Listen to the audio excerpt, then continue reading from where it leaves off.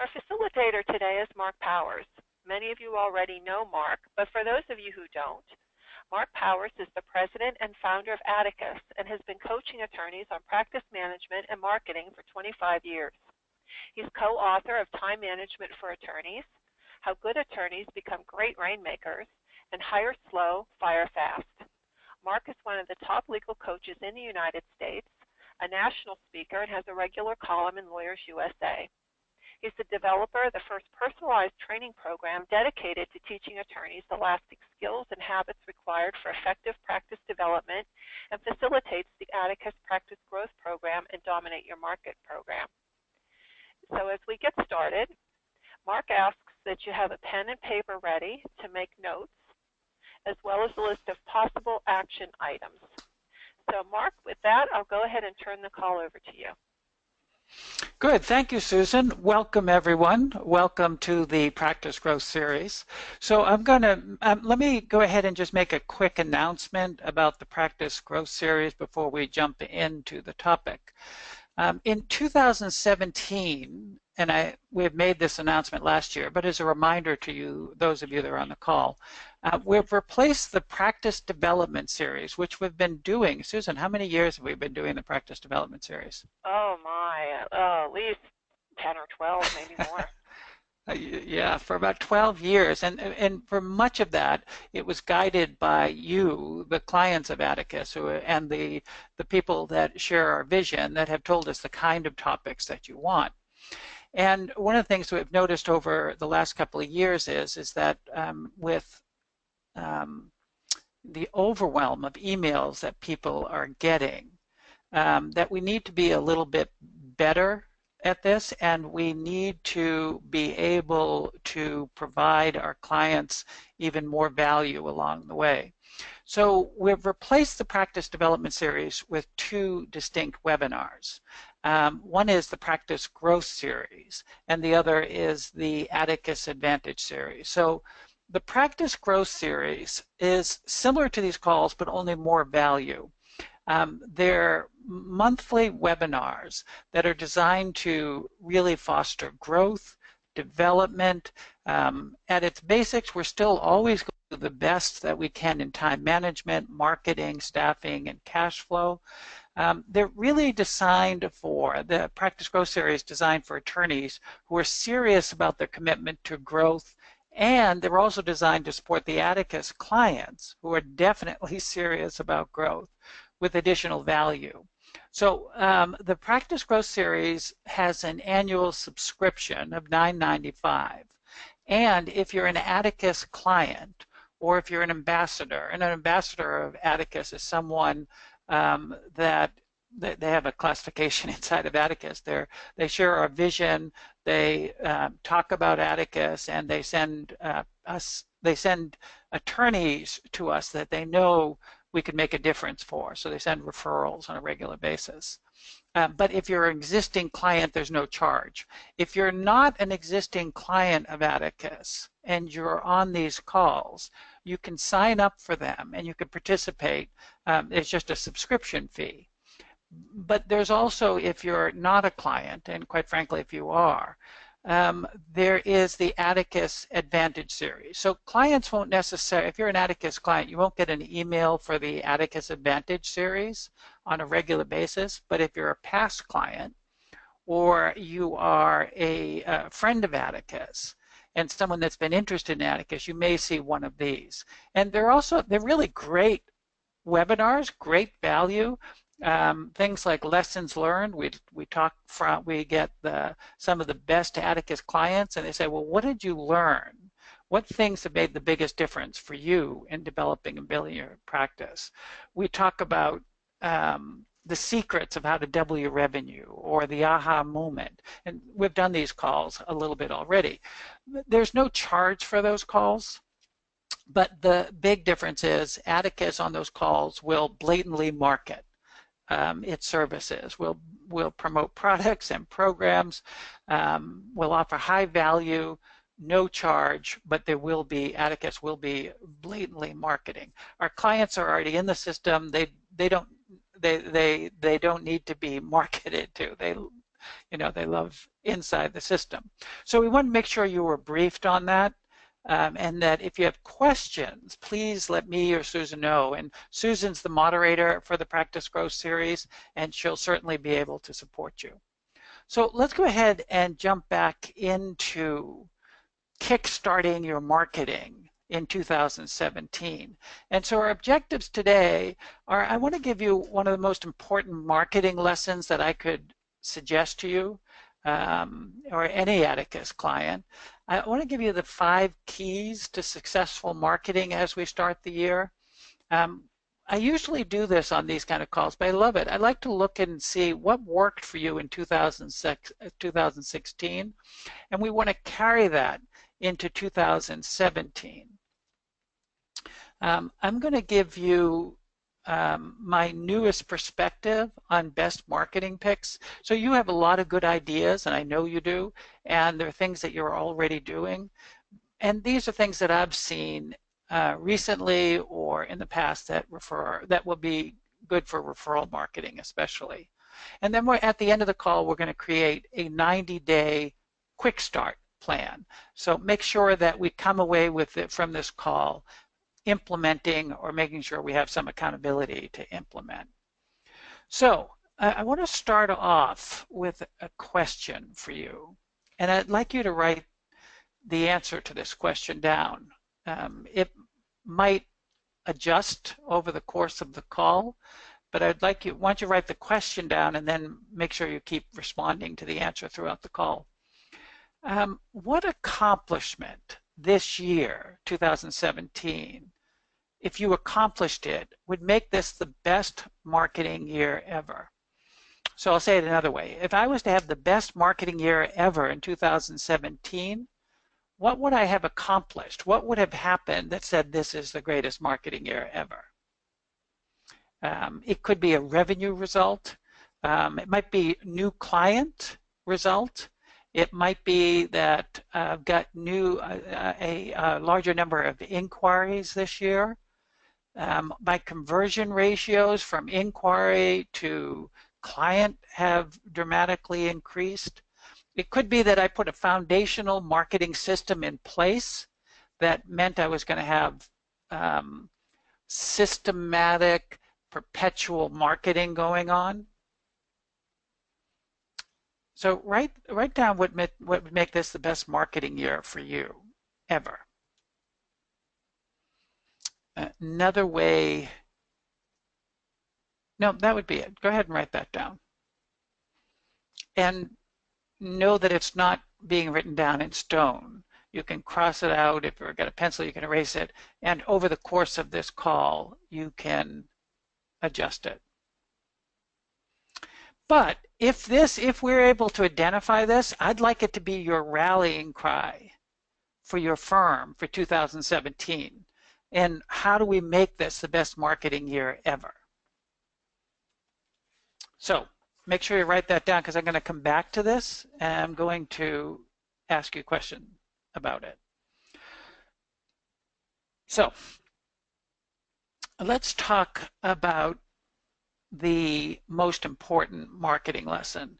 So I think some of you know this, because if you've ever been in a marketing course or a program with me, you've heard me say it. But it's how we get. I'm going to take you to how we get to the lesson, and I'll release it during this conversation. So I'm going to use something to get to this lesson called the pipeline conversation. So if we're going to be really great marketers in 2017, this is important for us to know. I know that many of you that are Atticus clients have seen this, or some of you may have not seen it at all, and some of you may have just not been refreshed on it. So what you see in front of you, it looks like a funnel leading into a pipe, and I'm going to call that drawing a pipe. And I use the pipe as a metaphor for the law firm. So what usually flows through pipelines, water, oil, gas, depending on your pipeline, sewerage, but we're using it as a metaphor for the law firm, because the law firm has something, if you used it as the metaphor, what would flow through the pipeline are cases, files. Files are the law firm inventory, and they would flow through the pipeline, and if we do it well, they turn into money. So we have a funnel, and think about that as your marketing funnel. And we have a pipeline that we collect our inventory, and inventory flows through the pipeline. So we work on it. It's a work in progress. And at some point, either sometimes at the beginning of the file, depending on your practice area, and sometimes at the end, you collect the revenue. So I'm going to put some labels around this, and we'll talk about it. And you're welcome to make notes on this. This will be available for you in the recording. Susan will have all of this available for you. But we have marketing, and we want to, hopefully, we want to increase that dollar sign at the end. If we want to grow our practice, we definitely want to increase the revenue. And in the law firm, there are a number of ways to do it, but the two most prominent ways to increase that revenue is volume. So we could intake more files, more inventory, and we could work them and create more revenue. So definitely we could do more files. Or we could increase the average fee per file. So we could take the same number of files, either work those files up or on intake make them more valuable, and we would see the average fee of a file go up, what we collect on a file, and that would drive the revenues. Now, just between us, I'm a big fan of the latter, number two, increasing the average fee per file, because if I can work fewer files and get the fees to go up, it's going to make an extraordinary difference on my resources that I have to bring to bear on it. So the other thing I would say is, if I'm a healthy firm, I want to monitor that. One of the things that your coach, if you're in an Atticus program, will always bring you back to, I would imagine they bring you back to, is what's the average fee per file, and is it going up each year? I usually, when I'm looking at a firm, I can tell a well-managed firm because the average fee goes up. So if we look at the marketing, let's go back over to this marketing conversation, the opening of the funnel. And if we're going to market, there's a number of things we can do depending on your practice area. You can advertise, you can do referral marketing, you can do internet, social media, website marketing, PR, workshops, and you can do events, and you could even do speaking engagements. Now, there are a few other things you can do, but these are some of the main things that we can do to drive business into the pipeline. And when we look at law firms, we also know that this pipeline, oh, I'm sorry, if you saw over on the right, the 35%, so as you're running your practice and you're working on your practice, we know that a well-run practice should deliver a 35% profit. And that means 35% return to the shareholder. So I'm not going to spend a lot of time on that. And I know this is a confusing issue to some of us because we haven't studied it. But for a well-run law firm, what we're saying is that's 35% above and beyond shareholder salary. 35% of every dollar above and beyond shareholder salary should be returned to the shareholders as investment money. And that's a well-run firm. That's profit margin that I would want to be divided by the shareholders, whether it's one shareholder or 10 shareholders. Equity partners, I'd like to see that happen there. And we also know that this pipeline has a certain amount of capacity. So every pipeline, think about an oil line or a water line or any of it, it has a certain amount of capacity. Your capacity, your law firm's capacity, is controlled by the number of people. So I could either add people to get more capacity, or I could get better trained people, more experienced people to increase capacity. Sometimes if I want to increase capacity, I have to increase space. So if I need to put those people someplace. And technology is the other factor that greatly influences your capacity. So I can incorporate technology that allows people to work from home, reducing my need for space. Or I could use technology that allows my software that allows my people to work more effectively and efficiently, needing less people. So those are the three things that sort of calibrate or control your capacity. And every law firm has a certain amount of capacity before they start breaking down, don't they? You can only handle so many files in your practice before you start dropping the ball because you don't have enough resources, enough people, enough technology, um, enough anything to be able to take care of them properly, and we don't do it well. And that's our greatest fear for all of us, is that we don't do what we set out to do well, and we drop the ball.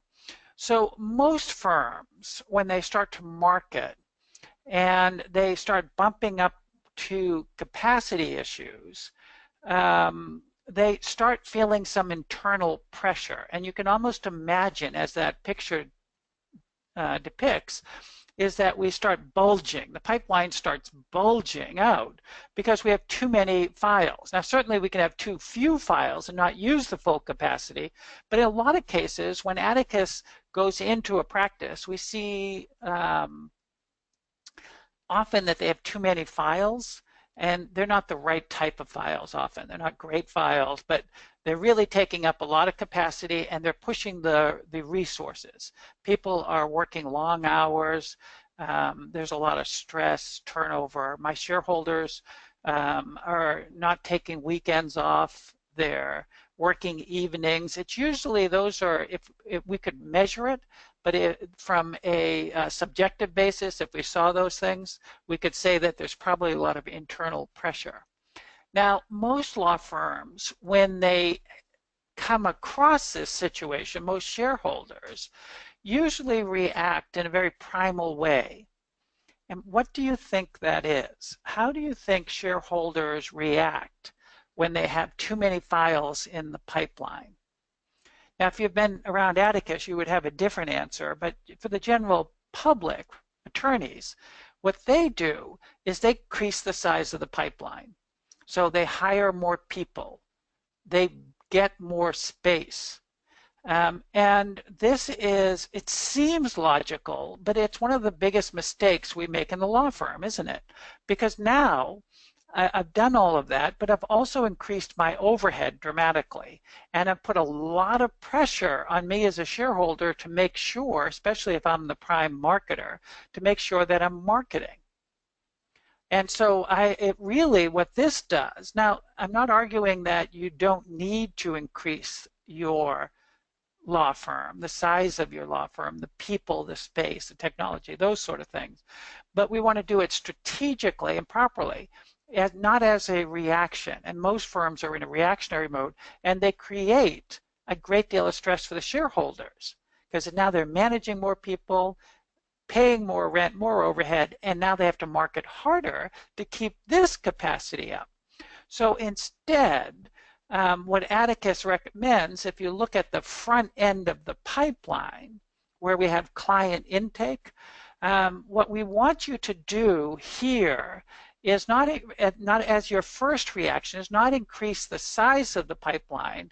We want you to choke the front end of the pipeline. And by that, we mean say no to more people coming knocking at your front door. So we have to be very clear. We need to use a client intake matrix, and we have to be like a matrix. For those of you that aren't familiar, a client intake matrix is a scorecard. And we want to be able to assess who's knocking on the door. And we have to be much more discerning about who we let in. So that means we have to learn to say no with grace and compassion a little bit more often to people knocking at the door trying to get in. So very strong, healthy firms get very good here. The more you market, the more you have to say no at the front end.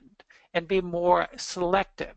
Now, I want you to think about this. If I say no at the front end and I'm more selective, one of the first things that's going to happen is either the best way to say no is to raise my rates or raise the value of the files that I take in.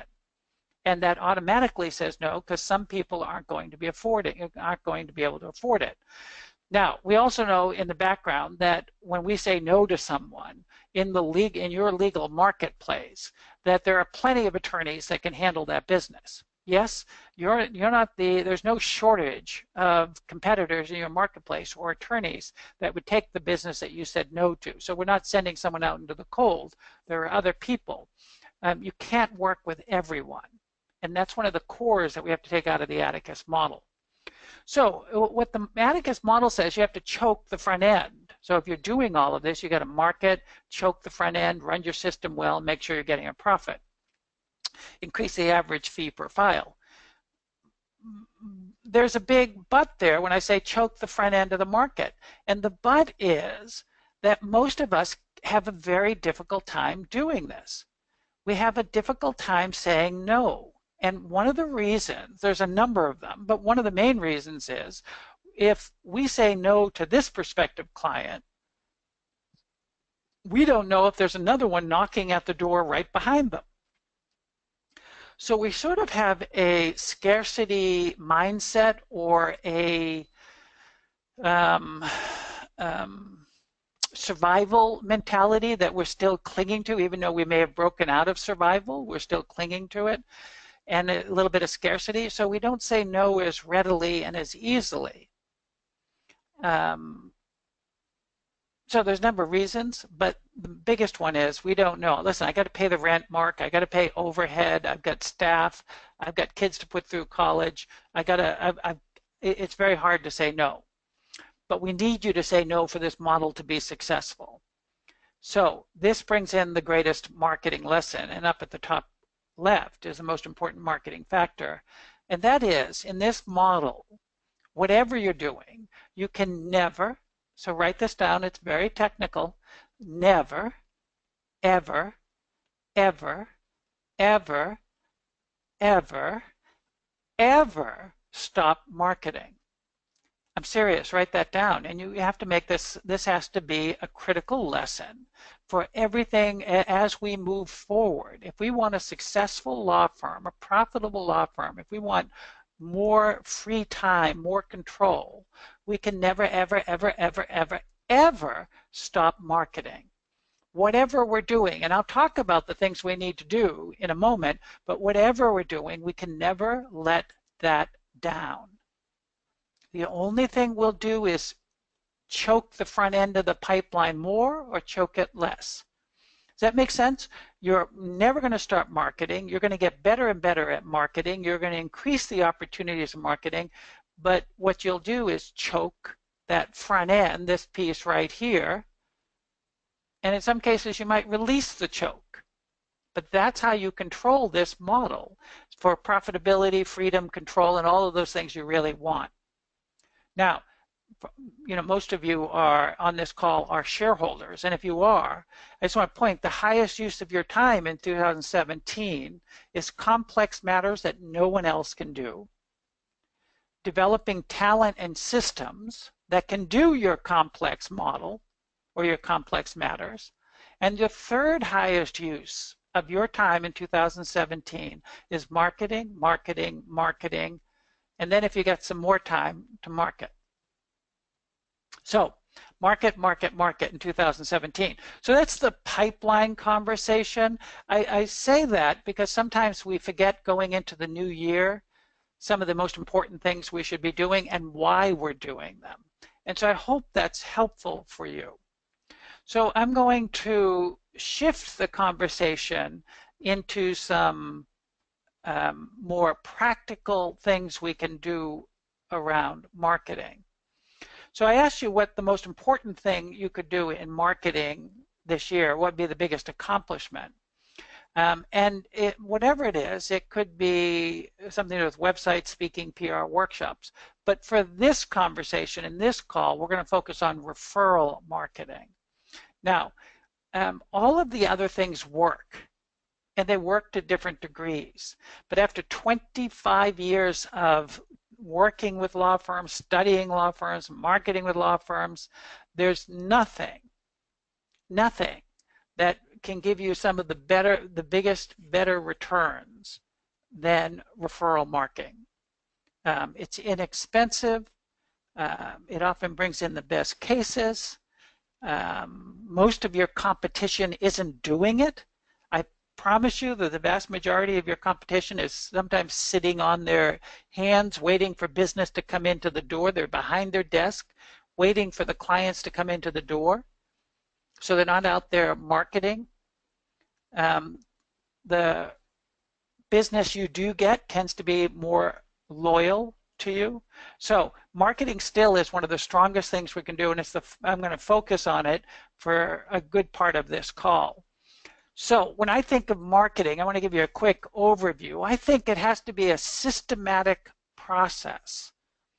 Not just, a lot of us when we do marketing, it's just whenever we can and we do dribs and drabs of it. But it's a systematic process for building relationships with key referral sources and clients. And when I say a system, you might write this down. I tend to think the system says we have to know who we're talking to, who we're going to market to, who are our prospective clients, who are our referral sources. We have to know when we're engaging, especially in referral marketing, when we're engaging those people, we have to know what to say. We have to have sort of a tool belt, or a system has to have those things incorporated that can tell us, that allows us to speak intentionally, powerfully. Interviews, a laser talk, a story, the ability to ask for referrals. And then we have to be able to know when we're going to do it. So where and when we're going to be able to connect with them. So you have to have who to talk to, what to say to them, and when and where am I going to do it. And we have to systemize that process. And when we look at referral marketing, the thing that Atticus coaches will always tell you is keep the marketing actions consistent with your personal beliefs and interest.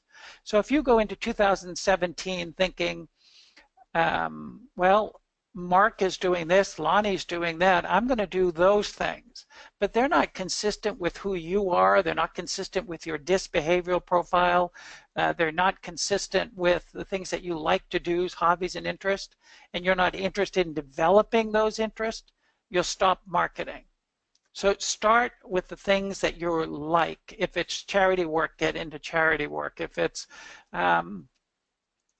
running and exercise, bring running and exercise into your marketing. If it's speaking, if it's food, if it's theater, bring that into your marketing, because you're going to have a much better, higher probability of getting your results you want. And when we're doing all of this, I said that we want to be intentional, because what we're intentional on is attracting high-value clients on a predictable basis. So we want to make sure we can get as many high-value clients on a predictable basis. But that also says we have to know who's a high-value client. How do you describe, what are the demographics, the psychographics of a high-value client? What do they read? Where do they go? Who do they talk to? We've got to be able to study them and find ways to attract them to us in the marketplace. Again, these are things that your competitors are not doing. I might write these down too. And these are sort of the simple things I think about with marketing, especially when we're coaching. Try not to get too elaborate. I'd make sure I keep it simple, my actions. So I have to do actions on a regular, consistent basis to have a predictable marketing effort, but keep them simple. Lunches, breakfast, dinners. I know it sounds like overly cliche and overly simple, but these things work. Sporting activities, sending people books, sending out thank you notes, movies, speaking engagements, PR. Get them built into your calendar, but keep them simple. It really always works.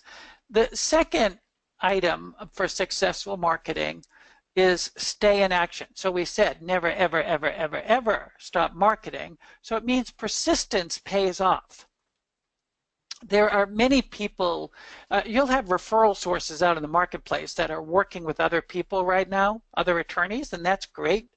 But usually what we see in the marketplace is your competitors, we don't wish them ill, but they'll go through a divorce, or they'll go through a financial crisis, or they'll go through a growth crisis, or they'll go through a partner crash, and they'll stop marketing. They'll stop taking care of the client, and that client will be looking, or that referral source, either one will be looking for somebody. You want to be in their line of view, but the only way you can do that is stay in action. Third thing is authenticity.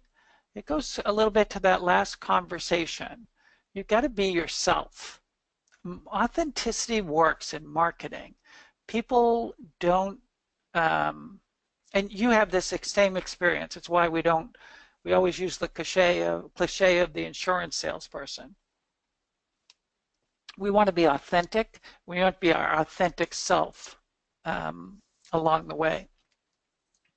Be selective. I said this earlier, you can't work with everyone, and you can't effectively market to everyone. So be selective with your target market. Be selective with the referrals with who you spend time, and be selective with the clients that you let in the door.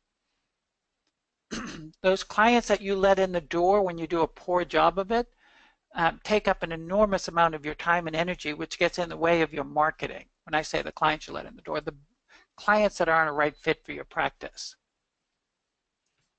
You know, if you've been in Atticus for any length of time, you've seen the ABCD reference to client selection.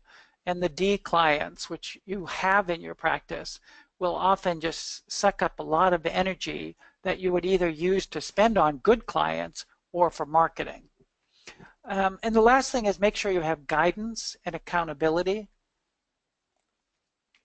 for your marketing efforts. It takes a lot of effort sometimes to keep the marketing going when there's so many other pressing demands, pressing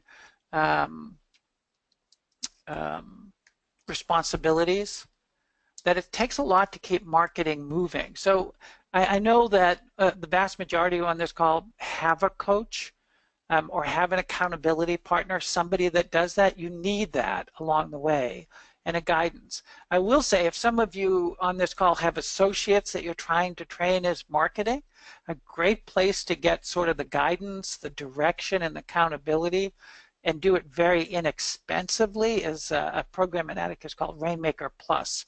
It's not very expensive, and it's something that you can use just for marketing and time management, especially around associates. It works well with. So here's a question that I have for you, and I'd like you to write this down. And Susan, in a minute, if you could also give people a chance to write it down, if we could select 2 or 3 people to pull out an answer from. So what 3 things from 2016 really worked for you from a marketing perspective? So what did you do in 2016 that worked? So if 2017 is going to be successful, we want to carry forward whatever worked in 2016. Another way to think about this, if you were coaching someone in your practice area or your marketplace, on the good lessons you learned in 2016, like really worked for you, what would you tell them to do?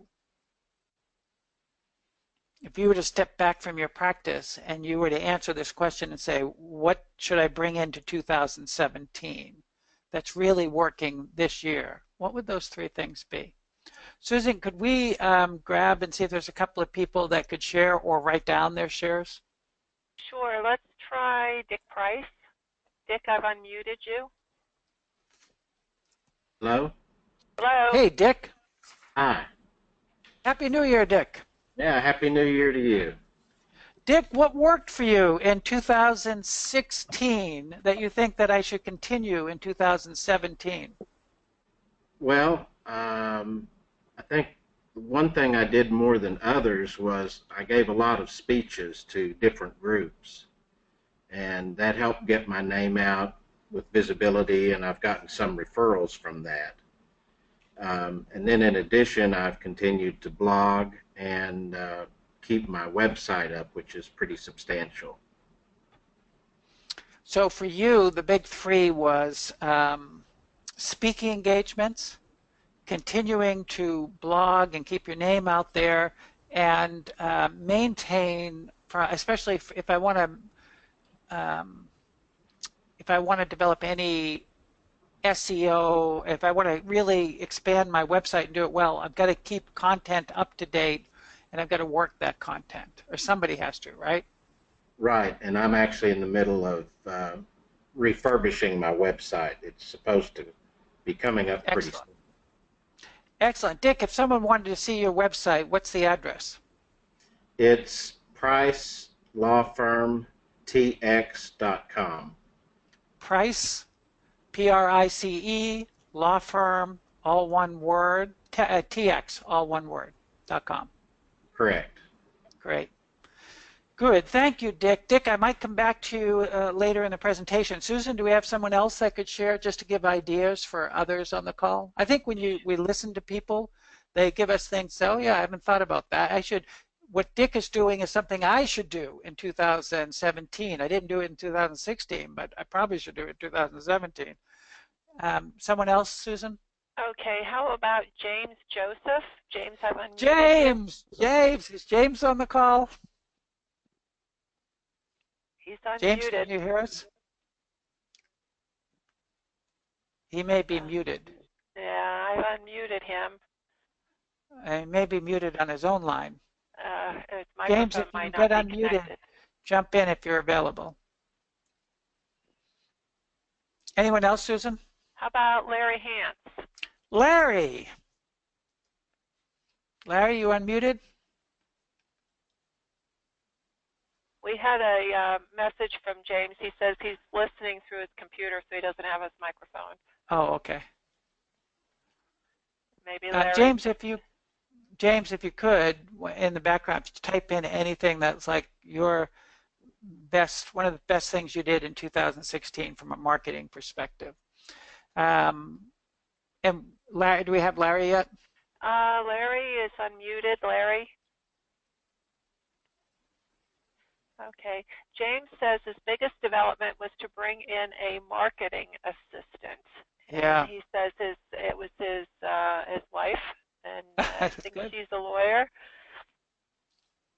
That's excellent. That's great, Jan, because that's when I do my favorite picks for 2017, one of the things I would do is get a marketing assistant. Susan, so what I'm going to do is I'm going to move on past this because we also got a couple of things to cover. So thank you, Dick and James, thank you. And Larry, if you type yours in, we'll try to capture it later on.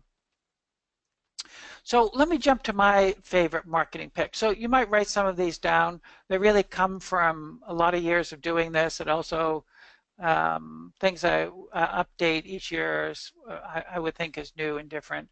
For me, this is one of my favorites when I look at getting a good start in marketing in 2017.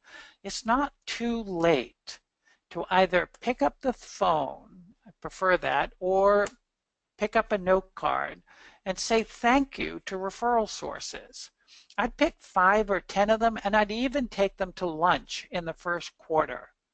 And I don't care if they sent you 2, 1, 10 referrals. Take them to lunch or dinner or for a drink and just let them know how grateful. You don't have to do anything other than to thank them and let them know how grateful you are for them trusting you and having confidence in you to send business. So I would thank them acknowledge them, and then I'd ask what I could do for you in 2017, how I could do better at supporting you in 2017. But mostly thank them, acknowledge them. Well, you all send out referrals. When was the last time someone picked up the phone just at the beginning of the year, not because you just sent a referral, but just to say thank you? My practice wouldn't be where it is without you. And I'm so grateful the confidence and the trust that you've put in us over this last year. I'd love to take you out to lunch and just thank you and talk about how I can help you this year. So anything like that. I think that's a valuable thing if I wanted to get a good kickstart on the year. This is my perennial top pick because I've watched marketing in law firms over and over. I've saw some expensive, very expensive marketing efforts. Nothing has generated business like that more than learning to ask for referrals and doing it in a way that's consistent with you, feels ethical, feels good. And for most of us, it takes practice. You have to really have courage sometimes to do it, and you have to have a commitment. I'd recommend, if I wanted to get a really good start to the year and I wanted to have a great marketing year, I'd try to ask for one referral per day. And I'd do that with a commitment to becoming a great marketer. I know that I may do it lousy the first 20 times or the first 40 times, but eventually I'm going to get really good at asking for referrals. And I need to do that because it's the least expensive, most powerful, most effective marketing action I have at my disposal. And if I could train other people in my organization to do that, all the better. So that's my second one. And this was James, which I 100% agree with. Think about in your substantive work. You use a paralegal to leverage your actions. And in marketing, we could use a marketing assistant to leverage our action because you can't get things done. Now, Susan knows a lot about marketing assistants and virtual assistants. Susan, can you say, do you have anything you want to add to that? Sure, Mark. A virtual marketing assistant can do just about as many things as an in-person marketing assistant could do. They could look for and schedule speaking engagements for you. And Mark just mentioned about meeting your referral sources for breakfast, lunches, cocktails, dinner, whatever it might be. And your virtual marketing assistant could also do that for you. They could have access to your calendar. They could make those calls, even make a reservation if you need it. And they could manage a newsletter, oversee website updates, work with you on your signature event. The list just goes on.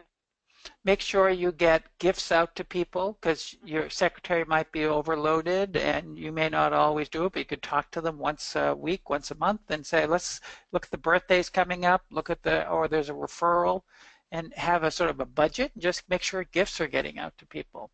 Thanks, Susan. The other thing is I'd prioritize, my next pick is prioritize your referral sources. So at Atticus, we call this the top 20 list, and this is the download that Susan has for you. But if I wanted to get a good kickstart, on the left column, I would list out my top referral sources. So somebody that sends me 1 to 2 referrals a year, sometimes 3 or 4. And I would go down and just keep listing out as many as I could and go for them and prioritize them over time and think about who are the top 20. Because we know that Pareto is at work here, Pareto principle, that 20% of your referral sources send you 80% of your business from a referral perspective. And if I am going to be more selective and spend my time with fewer people, these are the ones I want to spend it with. Now, the exercise says that once I do that, I can also get a little bit more calculated about it. And I could take each of those referral sources and say on a scale of 1 to 4, what's the potential for sending referrals? Like, what do I think they have as a potential amount of business? And let's say it's a 3.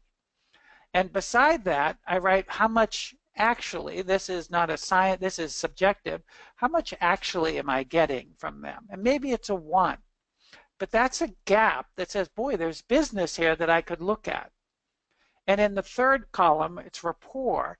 I want to sort of assess the kind of rapport that I have with the client. With the referral source, which sometimes is a client. An A-level rapport, someone I know their children's name, I know their spouse's name, I know their hobbies, their interests. The C is I know them, but I just don't know a lot about them, and I don't feel a connection or a relationship. And especially with my top 20, I want to work on relationship. And another fascinating thing that I would do on this form is I would say, how many days since I last was in contact with this referral source? And some of you are going to be shocked that some of the people that are your best referral sources you haven't touched base with in maybe 60, 90, 120 days. And that can't remain, because we know in marketing there's a distinction called TOMA, T-O-M-A, top of mind awareness, that says that the referral source will send to the last person that they thought of when they have the opportunity. We want to stay current and connected to them as often as we can without being a jerk or a nuisance. So that's a great exercise. If you go into, if any of you that have the marketing book, the How Good Attorneys Become Great Rainmakers, this exercise is detailed in there as well. If you're working with a coach, the coach can walk you through this in a little bit more detail as well. My fifth pick is, and this is, it sounds kind of mundane, but for a lot of us, if we don't put marketing blocked out into our calendar, so most of you know what a time template is, blocking out time in your calendar. So blocking it out for marketing specifically. And we know there's sort of a magic number that the rule of 3 is. We want to have 3 purposeful marketing actions a week. So I might need time blocked out for planning or meeting with my marketing assistant, but I want it in my calendar, because if it's not in my calendar, then it's unlikely to happen, because everything will get pushed on top of it, and the marketer in you will be crushed by the substantive producer in you, or the person that just gets busy doing a lot of other things. So I might block out time for a lunch, or a breakfast, or a dinner, maybe 2 lunches a week. But you'll find if you want to have a successful 2017, you'll still start blocking out for it, blocking time. I'd also meet with my internal team, and I'd create what we call a signature event, a signature marketing event in 2017. So sometimes we've done calls just on this, and we'll probably do more calls on it. It's also in the marketing book, but people have charitable events, they have parties, they try to do them not around the traditional end of year holidays, but they might do them around Valentine's Day. We have clients that do it around St. Patty's Day, a marathon. So they have a signature event. And the reason you want a signature event is you get branded for it, you get known for it, but even more importantly, it's something that you have to invite people to. It forces us to market and invite people to it. The 7th thing is say no more often. So in 2017, if I want to be a great marketer, I'm going to have to say no a little bit more. I'm going to say it with grace and compassion, but I'm going to say no more to prospective clients that are not a fit for your practice. I'm going to say no to opportunities that are not my highest and best use of my time. And that means some of my volunteer things with some of your bar associations. Sometimes you overdo it. No to potential staff that are not A-level players. I might find myself firing a client or firing a staff member, and maybe just firing someone, because we know saying yes to one thing is saying no to something else.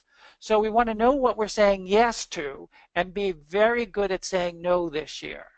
So it's one of the things I would work on if I wanted to be a great marketer. And the other thing is I would sharpen the saw this year. Most of you, I think most of you will know when we talk about the great lawyer mindset in the Atticus model. We come to the practice wanting to be great lawyers, nothing wrong with that. But if we want to be great owners and we want to build and grow something here, we're going to have to develop a marketing mindset. You'll hear me say this over and over again. Your eyes will only see and your ears will only hear what your mind is looking for. And if you want to be a great marketer, you're going to have to start looking out, developing a perspective of a marketer who starts seeing opportunities where others don't see them. So it means we have to read books, write articles, use your coach more, but we're going to have to start doing some of that if we're going to shift our mindset and start seeing more marketing opportunities and marketing distinctions and be better and more effective at it. So those are my top picks. If I was going to say how do we get a good quick start, I'd have to have a 90-day game plan. I'd want to be looking in 2017 for a game plan, and then I'd communicate whatever actions or goals, especially the ones I took out of this call, to my coach, to my team, to my committed accountability partner, or put it in my strategic plan. So what actions would I be taking in this fourth quarter? In this first quarter? Given that this is going to be your best marketing year ever, and it really can be if you commit and declare it, and we had you ask, and that we asked you in the beginning of this call, what's one thing that could move, I asked you for what would be the accomplishment that would make it the best year after. So the action I'd be looking for is what's the one thing that would move that great accomplishment forward in the next 90 days. So I'd like you to write that down, because if we have time, I'm going to call on you, a couple of you, and I'd like to know what the biggest accomplishment would be that would make it a great marketing year, and what you would have to move forward this year, this quarter. The second action I'd be looking for is I'd be looking for an action item that scares you, that makes you a little nervous. Like sometimes asking for a referral makes us nervous. But you know that that action would give you a big marketing boost, especially in the first 90 days. What would that be? For you, what's the one thing that scares you and you know we really need to start to do? And that I could do it in the first 90 days and start working through those fears and putting those fears behind me and keep focused on marketing. And then what's the one thing that would give you the most marketing confidence in the first 90 days? So for your firm and for you, we really need to develop some emotional assets around marketing, and your confidence is critical as an emotional asset. So I would do something that really gives you confidence as a marketer. What's one thing that gives you confidence as a marketer? Sometimes it's connecting with some of your clients and referral sources and thanking them, because it's not too hard to do. It's an easy step for a lot of us. And listening to them, giving the feedback, and they're basically giving you a testimonial on why they did that. But you want to build your confidence. You don't want some elaborate major plan all done in the first quarter and then get killed on it. So I would look for those actions and work on them to your coach, put them on your strategic plan. If you're just a couple of resources out of this conversation. If you're looking for a virtual marketing assistant, there's an email address, a website for that. You can also email Susan at atticusonline.com. Also, a resource is How Good Lawyers Become Great Rainmakers, the book. It's on the Atticus website. Most of you on this call probably have it. Rainmakers Plus is a great resource. Rainmakers or Rainmakers Plus, they're really designed just to keep us moving around marketing, and they're very inexpensive, low cost for you to do. So our next, in this quarter, we have a couple of we have a monthly Practice Growth Series, a monthly webinar. So in February, we're going to work on time management as a foundational structure and reinforce it. It's good to reinforce marketing time management in the beginning of the year. And then in the third month, March, we're going to step back into the marketing assistant and talking about the market. Susan and I will lead that one, and we'll talk about the use, where to find them, what to look for in behavioral personality, those sort of things. So mark those on your calendar. And just some upcoming programs. If you've never done a W revenue workshop, very great. There's no one that comes away from one of those workshops that doesn't absolutely know and believe and get a plan to double their revenue. One in Orlando, February 23rd, and one in Los Angeles. We'll be moving out to the West Coast quite a bit this year. That's in March. And if you have someone that you know should do the Practice Growth Program, those are the dates. January, well, is happening tomorrow, or today, and it's already been sold out. But there's one in April and then in San Francisco. And unfortunately, I have talked way too much to create room for questions. But if you have questions, you certainly can email Susan and she'll get them to one of us. And I know that most of you here are working with coaches. So from my perspective and all of Atticus, thank you for those who have always contributed to Atticus on the old practice development series. Thank you for inspiring us to move to this series, and we look forward to working with you this year. So bye everyone. I hope you have a great year.